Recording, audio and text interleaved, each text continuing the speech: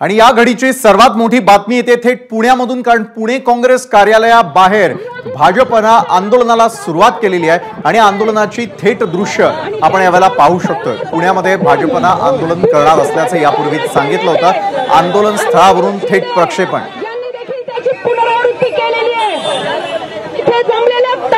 भारतीय जनता पक्षाच्या पदाधिकाऱ्यांना मी विनंती करते की जोरदार घोषणा द्या। आणि याच संदर्भात अधिक माहिती घेऊयात, आमचे प्रतिनिधी मंदार गुंजारी आपल्या सोबत आहे। मंदार, पुण्यात भाजपचं आंदोलन सुरू झालंय, काय अपडेट?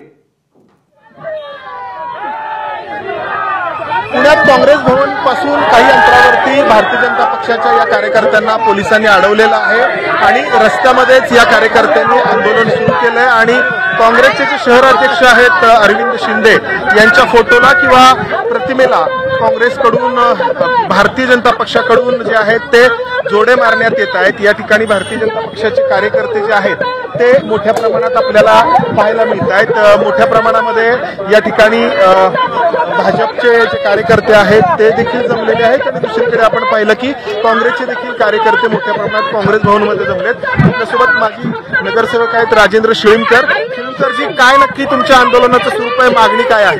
आज या ठिकाणी अरविंद शिंदे यांनी आमच्या धीराजी घाटे अनेक वर्ष सामाजिक कार्यात काम करतात, भारतीय जनता पार्टीचे ते शहराध्यक्ष आहेत, त्यांच्याविषयी बंदोबस्त संदर्भामध्ये हिणवणं अतिशय चुकीचं आहे।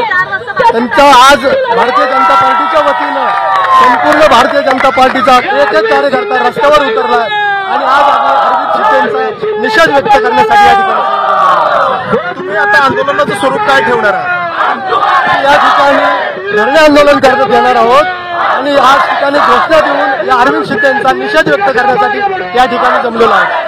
विशाल, आपण पाहतो आहोत भारतीय जनता पक्षाचे कार्यकर्ते या ठिकाणी मोठ्या प्रमाणात जमलेले आहेत, घोषणाबाजी आपण पाहतो आहोत आणि इथून काहीच अंतरावरती काही मीटर अंतरावरती काँग्रेस भवन आहे, तिथे देखील मोठ्या प्रमाणामध्ये काँग्रेसचे कार्यकर्ते जमलेले आहेत। त्यामुळे पोलिसांना ही दक्षता घ्यावी लागते आहे की दोन्ही पक्षांचे कार्यकर्ते एकमेकांच्या समोर येणार नाहीत, जेणेकरून तणावाचं वातावरण हे निवळेल किंवा फार तणावपूर्ण वातावरण बनणार नाही, यासाठी पोलिसांचे प्रयत्न आहेत। या ठिकाणी पोलिसांनी या भाजपच्या कार्यकर्त्यांना थांबवलेलं आहे। काय नक्की मागणी आहे तुमची? मागणी अशी आहे, एक तर यांचा बालबुद्धी नेता देशाचा राहुल गांधी, त्याला बोलायची अक्कल नाहीये, तो म्हणतो हिंदू हिंसक आहे। अरे हिंदू हिंसक असता तर राम मंदिर मिळायला 500 वर्ष गेले असते का? आज मथुरेला मिळायला एवढे वर्ष लागले असते का?